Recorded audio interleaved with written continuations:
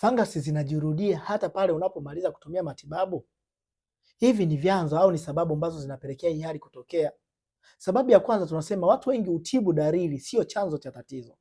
Sababu ya pili ni uvaaji wa pads kwa muda mrefu. Sababu ya tatu ni kukaa na unyevu kwa muda mrefu, yaani unakuta huyu mwanamke ameenda kukojoa, hajajisafisha vizuri, sawa, anakaa na ule unyevunyevu wa mikojo na kadhalika. Ila sababu ya nne tunasema ni probiotiki kupungua mwilini kwako. Tunaposema probiotiki tunaimaanisha ni bakteria wazuri ambao hawa ni bakteria walinzi, sawa, ambao hawa wenyewe kazi yake huwa ni kulinda mwili wako.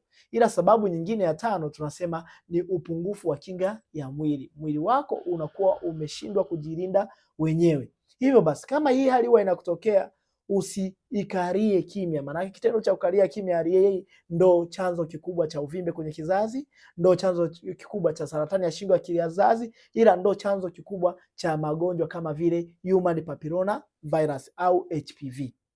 Hivyo basi kama wewe unanisikiliza leo, nitafute kwa ajili ya matibabu pamoja na ushauri, kwa maana nimewasaidia wengi waliokuwa na hali kama ya kwako. Dr. Seif nipo kwa ajili ya kukupa msaada wa kiafya.